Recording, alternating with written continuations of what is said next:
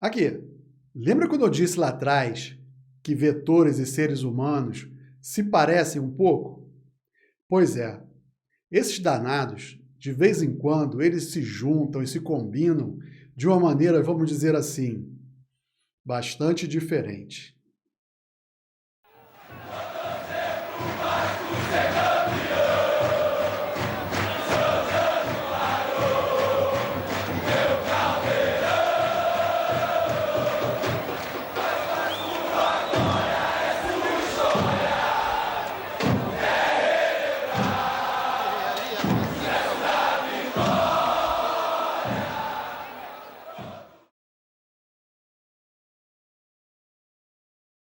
Olá, Beto Silva aqui, o seu professor do curso Citizen Data Science em Futebol. Galera, nesse tópico, a gente vai estudar alguns conceitos um pouco mais complexos do que a simples soma ou multiplicação de um vetor por um escalar. Mas não precisa se desesperar, é apenas para prestar atenção, motivação lá em cima, porque esse assunto é muito importante lá na estatística.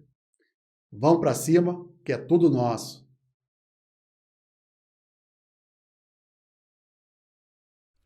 Nessa aula, vamos estudar mais 4 conceitos da teoria que envolve os vetores, apresentando suas definições e visualização quando for o caso. Vamos começar pela combinação linear de vetores, passando pela normalização de um vetor, depois o produto escalar entre vetores e, finalmente, a projeção de um vetor sobre o outro. Vamos ver cada uma delas e nós vamos começar pela combinação linear de vetores, que é, segundo a nossa definição, a expressão que associa dois ou mais vetores, multiplicando-se cada um deles por um escalar e somando os termos resultantes em seguida, tendo como resultado final também um vetor. Vamos ver o que acontece quando descrevemos um vetor z como uma combinação linear de dois vetores, u e v. O que está acontecendo aí é que estamos multiplicando u por um escalar a, e, portanto, dependendo do valor de a, u poderá esticar ou encolher, e até mesmo mudar de sentido.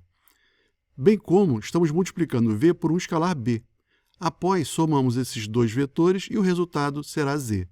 Assim, vemos que a combinação linear se resume a multiplicação por escalar e soma de vetores. Agora vamos consolidar esse conhecimento com um exemplo e a visualização de uma combinação linear. Vamos supor que um vetor v é uma combinação linear dos vetores 1, 2 e menos 1, 3, e cujos coeficientes da combinação linear sejam 2 e menos 1. O vetor azul vai esticar porque está multiplicado por 2, e o vetor amarelo vai apenas mudar de sentido, porque está sendo multiplicado por menos 1. Para somar os resultados, deslocamos a origem do novo vetor azul até a extremidade do novo amarelo e depois conectamos a origem a essa extremidade. O que temos no final é o vetor v com componentes 3 e 1.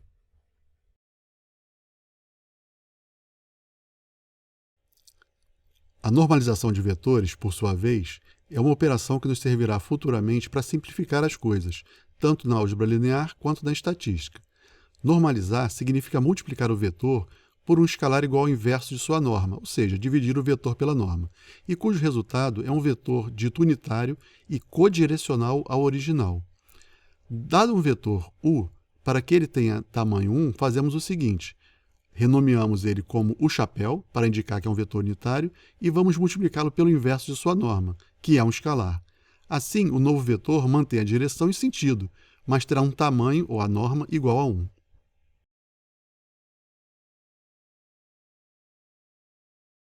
Vamos tomar como exemplo agora o vetor v43 e verificar o que ocorre quando normalizamos, ou seja, deixamos o seu tamanho igual a 1. Mas vamos também acompanhar matematicamente o passo a passo do que acontece.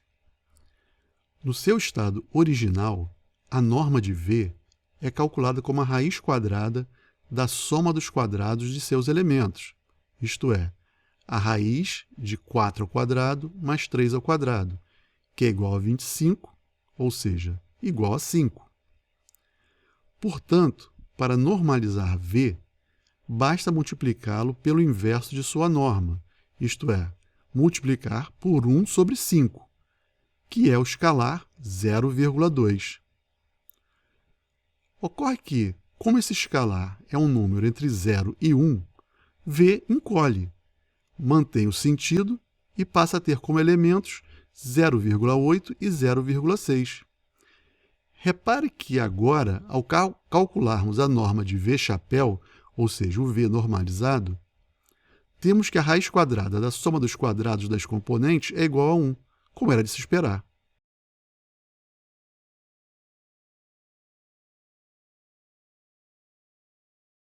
A terceira operação que vamos mostrar é o da projeção de um vetor sobre outro.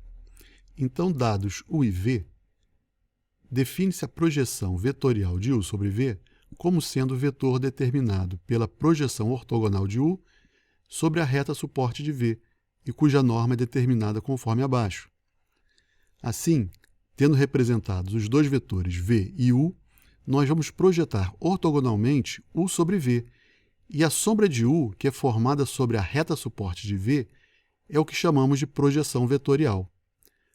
Como é ortogonal, temos que U e a projeção formam um triângulo retângulo. Nós vamos chamar o ângulo entre esses vetores de θ, e aplicando as relações trigonométricas do triângulo retângulo, podemos dizer que o cosseno de θ é igual ao cateto adjacente, que é a norma da projeção, sobre a hipotenusa, que é a norma de U. Multiplicando ambos os membros pela norma de U, concluímos que a norma da projeção de U sobre V é igual à norma de U vezes o cosseno de θ, também chamado de projeção escalar. Se queremos o vetor projeção, multiplicamos essa projeção escalar pelo vetor V normalizado.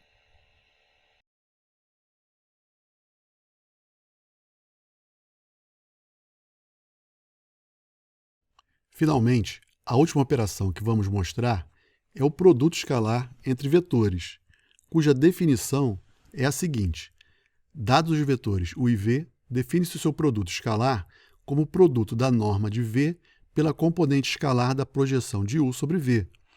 Portanto, o produto escalar entre U e V é a norma de V vezes a norma de U vezes o cosseno do ângulo formado por esses vetores, sendo que a norma de U vezes o cosseno de θ é a projeção escalar de U sobre V. Dado que o produto escalar envolve o cosseno, quando este for igual a zero, ou seja, quando os vetores formarem um ângulo de 90 graus, então o produto escalar também será igual a zero. Existe ainda uma outra forma de calcular o produto escalar, e que envolve as componentes dos vetores, ou seja, os seus elementos. Assim, dados U e V, o seu produto escalar também será igual à soma dos produtos das componentes respectivas.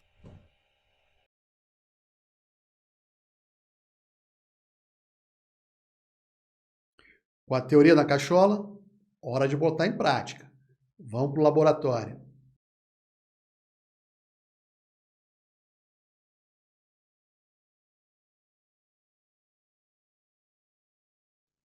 Fala aí, time! Bem-vindos à aula de Laboratório 5. Nessa aula, vamos usar o R para aprender mais sobre combinação linear, normalização de vetores, projeção de um vetor sobre outro e produto escalar. Vamos começar com a combinação linear, na qual juntamos as duas operações básicas, que são a soma de vetores e a multiplicação de um vetor por um escalar, para formar outros vetores. Voltando um pouquinho, lembra que já falamos aqui em espaços, né? Pois bem, um espaço ele pode ser inteiramente construído, dizemos então que é um espaço gerado, por um conjunto de vetores com algumas características especiais. A esse conjunto de vetores, que a partir do qual nós construímos todo o espaço, nós damos o nome de base. Dizemos então que qualquer vetor de um determinado espaço, ele pode ser expresso como uma combinação linear, ou seja, um processo de soma soma e multiplicação por um escalar dos vetores de uma base desse espaço. Vejam que não existe apenas uma base, hein? Especialmente se a base é dita canônica, fica mais fácil de enxergar tudo isso. A base canônica do espaço bidimensional, que chamamos de R2, são os vetores I igual a 1, 0 e J igual a 0, 1, que é o que nós temos aqui na linha 23 e 25 do código. Então, a partir desses dois vetores, nós podemos construir, então, o espaço bidimensional, ou seja, fazendo uma combinação linear de apenas desses dois vetores, nós podemos escrever qualquer vetor do R2. Então, vamos ver isso na prática. Nós já sabemos construir o gráfico do espaço bidimensional e também criar vetores neles. Então, vamos a isso. Vamos, primeiramente, executar aqui o código da linha 29 até a linha 39, que é para plotar esses dois vetores da base. Juntamente, vamos gerar um grid, né, uma grade para o nosso gráfico. Através da função text, nós vamos etiquetar esses dois vetores da base e esse ciclo for é justamente para construir esses dois vetores. Temos ali, então, na janela do plot, o nosso gráfico com os nossos dois vetores. Estamos afirmando, então, que um vetor qualquer de coordenada x, y pode ser escrito como x vezes o vetor i mais y vezes o vetor j. Por exemplo, o vetor v igual a 2 menos 1 é igual a 2 vezes i mais menos 1 vezes j, que é o que está comentado aí na linha 43. Para mostrar que isso é verdade, vamos chamar a multiplicação de i pelo escalar 2 de i hat, que é o que está na linha 45, e a multiplicação de j pelo escalar menos 1 de j hat, que é o que está na linha 47. Então, i hat será o vetor 2, 0 e j hat será o vetor 0, menos 1. Vamos levar esses dois caras para o gráfico. Agora só falta somar as componentes i hat mais j hat para obter v, que é o que nós vamos fazer na linha 54. Deixa a gente criar v no gráfico também. Prontinho. Podemos fazer isso com qualquer vetor, ou seja, quando estamos trabalhando com a base canônica, os coeficientes da combinação linear, que nesse caso eram 2 e o menos 1, são as próprias componentes do vetor. E se a gente quisesse escrever esse mesmo vetor v igual a 2 menos 1 como combinação linear de outros dois vetores quaisquer, pertencentes ao espaço bidimensional, é claro. Digamos, o vetor u igual a 2, 3 e w igual a 1, 4. Bom, só para observar, esses vetores também formam uma base do espaço bidimensional. Então, quais seriam os coeficientes dessa combinação linear? Para fazer isso, vamos utilizar o pacote matlib e a sua função solve para descobrir. Então, vamos primeiramente criar os nossos dois vetores u e w, depois vamos instalar aqui na linha 69 o pacote matlib, o meu já está instalado, e depois vamos carregar esse pacote matlib executando a linha 71. Feito isso, nós vamos primeiramente criar uma matriz A, cujas colunas são os vetores da base. Então nós temos aqui A igual a matrix, que é a função para criar a matriz. Aqui como primeiro parâmetro são os elementos que vão povoar essa matriz, ou seja, são os elementos aqui dos vetores u e w, será uma matriz com duas linhas e duas colunas, e nós vamos construir por coluna, que é o que está dizendo aqui nesse parâmetro. By row, false, ou seja, não vai ser criado por linha, e sim por coluna. Vamos então executar a linha 73, vamos olhar aqui a nossa matriz A, e aí está. A primeira coluna é justamente o vetor u, e a segunda coluna é o vetor w. Vamos agora executar o solve, informando como parâmetros a matriz A, depois o nosso vetor objeto, que no caso é o vetor v, e vamos permitir que os resultados sejam em forma de fração. Executando então a linha 75, nós obtemos x1, que é o primeiro coeficiente, é igual a 9 sobre 5, e o x2, o segundo coeficiente da combinação linear, é igual a menos 8 sobre 5. Vamos voltar aqui na linha 77, nós colocamos aqui esses dois coeficientes multiplicados pelos dois vetores, u e w, e depois somamos. Ou seja, aqui nós temos no primeiro termo uma multiplicação de um vetor u por esse escalar, e aqui esse vetor w multiplicado também por um outro escalar, e depois uma soma de vetores, exatamente como vocês veem aqui na console, o vetor 2 menos 1, que é o nosso vetor v. Vamos agora falar sobre normalização de vetores. No R, nós podemos calcular a norma de um vetor, como já vimos anteriormente, por meio do pacote pragma e a sua função norm. Vamos então aqui na linha 84 carregar o pacote usando a função library e depois, aproveitando o vetor v que já temos armazenado na memória, vamos calcular a sua norma por meio da função norm e atribuir o seu resultado à variável normv, assim como está aqui na linha 86. Feito isso, nós podemos invocar esse resultado aqui na console e vamos ver que a norma de v é igual a 2,24 aproximadamente. Se agora dividirmos o vetor v pela sua norma e atribuirmos o resultado a vu, como está aqui na linha 88, nós vamos obter esse vetor vu, que é o v normalizado, com elementos 0,8944 aproximadamente e menos 0,4472 também aproximadamente. E agora, se calcularmos a norma de vu, nós vamos ver que a sua norma é exatamente igual a 1, que era o que nós pretendíamos. Normalizar um vetor significa fazer que a sua norma se transforme em 1. Vamos agora criar a nossa própria função. Vamos atribuir um nome a ela, digamos norma, como está aqui na linha 97, e vamos determinar x como parâmetro, por isso function x, onde x é um vetor qualquer. Vamos escrever a tarefa que será realizada com esse vetor como sendo a elevação de todas as suas coordenadas ao quadrado, depois somando todos esses resultados e extraindo a raiz quadrada, que é o que está aqui. X ao quadrado, nós vamos elevar as coordenadas de x à segunda potência, depois vamos somar esses resultados através da função sum e, por último, extrair a raiz quadrada de todos esses resultados. Vamos, então, carregar a nossa função norma e agora vamos aplicá-la sobre o vetor v, que é o nosso velho conhecido, e vamos verificar que é exatamente o resultado da função norm do pacote pragma. Vamos, então, multiplicar v pelo inverso da norma,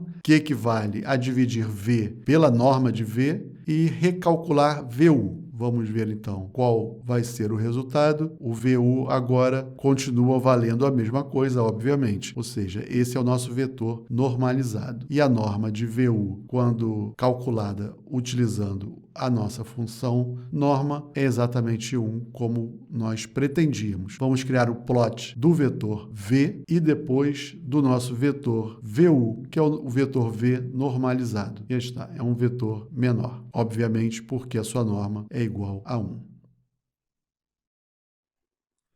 Agora falaremos da projeção de um vetor sobre o outro. Para isso, vamos criar dois vetores, v e u, conforme linhas 116 e 118. Os vetores já estão, então, criados. E nós vamos agora plotá-los no gráfico do espaço bidimensional. E vamos executar o código das linhas 116 a 145. Primeiro, separando as coordenadas de v e de u, ou seja, das coordenadas das extremidades de v e de u, nesses vetores das abscissas e das ordenadas, nas linhas 122 e 124. Em seguida, utilizando esses vetores das abscissas e ordenadas, nós vamos plotar os pontos das extremidades de v e de u, conforme linha 128 e seguinte. Após, nós vamos executar a linha 133 para criar um grid, ou seja, uma grade, conforme visto em aulas anteriores, e depois vamos etiquetar os nossos pontos, que serão, em seguida, as extremidades dos nossos vetores. Por fim, vamos executar um ciclo for para construir os nossos vetores. Feito isso, nós vamos instalar o pacote Mosaic, que está aqui na linha 150, e em seguida vamos carregá-lo nessa seção do R através da função library. E agora, utilizando a sua função project, vamos projetar U sobre V, informando como parâmetros os vetores U e V e também o tipo como vector, conforme está aqui na linha 157. O resultado será então a projeção vetorial, ou seja, um vetor, e designaremos ainda um nome para esse vetor, que será proj